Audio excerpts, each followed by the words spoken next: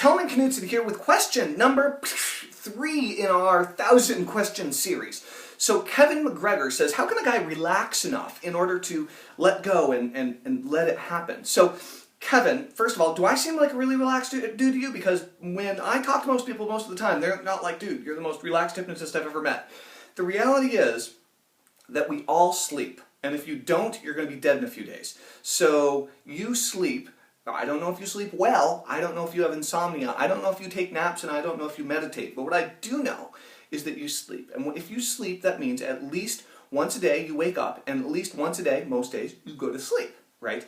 Hypnosis is the state between being awake and asleep, and it takes practice. The more you do it, the better you get. And it doesn't take that much practice in order to get really good at getting into that space called hypnosis, the space between being awake and being asleep. So if you think about consciousness as a spectrum, right? You have two sides of the spectrum, and you have what one we call this side over here the asleep side, and this side is the awake side. And so the asleep side is like super deeply asleep, and this side is super wide awake and alert.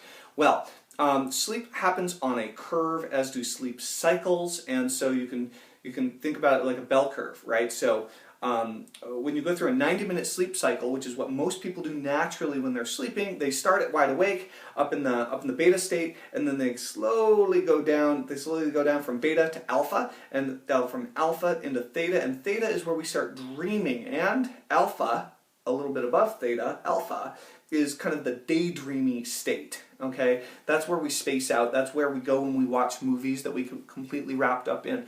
That's when we go where we can go into the alpha state when we're out for a long run or playing golf, and or maybe painting or whatever you do that you get totally enwrapped in it, and time seems to just disappear. The other thing that can happen in the alpha state is you can become really bored, and time can stretch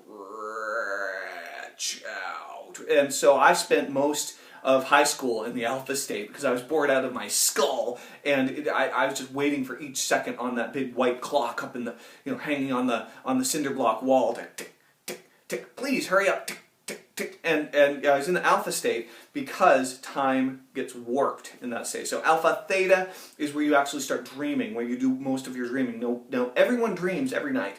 Not everyone remembers their dreams every night. So if you don't remember your dreams, you can feel good about that because you do dream every night. And then delta is deep sleep. So down at the bottom of the curve, we have deep sleep. And then it starts going back up from delta into theta, from theta into alpha. And then we just go to the high alphas, and then we drop back off again and start going down again into from alpha into theta and into delta as we have our 90-minute sleep cycles at night. So, the good news about hypnosis is that the more you practice by listening to hypnosis audio programs, the more you practice by watching hypnosis videos, which we have tons of that are available both for free and in our products, and the more you practice self-hypnosis, the easier, faster, and deeper you're going to go into the hypnotic state. You're going to naturally gain more control. One of the tools that I love to use to gain more control over my own brainwaves, and I kind of look at my brain a little bit like a car where your gears you can shift. Well, most people are driving around in an automatic. Guess what? We're giving you manual control over your gears when you learn self-hypnosis. So you can literally manually switch up and gear down your brainwave state, okay? So no more of this automatic driving. You're about to take control. So how do you do this? Well, one of the ways that you can do it is with binaural beat audio technology. It's a great way. It's brainwave entrainment, where you can learn how to speed up and slow down. Self-hypnosis and learning deepening techniques and really great inductions are also really great ways to do that. So if you have a hard time relaxing, the good news is my trainer, my original hypnosis trainer, said I was the most difficult person to hypnotize they had ever met in their life. I was a horrible meditator. I had insomnia. And my brain was always going a mile a minute. But now, I've learned how to downshift, focus my mind, and go into exactly the state of consciousness that's going to serve me best with whatever it is I'm trying to do. I would recommend that you follow the same path. I think you may just have similar results. Share this video, comment in the comments below. We'll talk to you soon. Great question.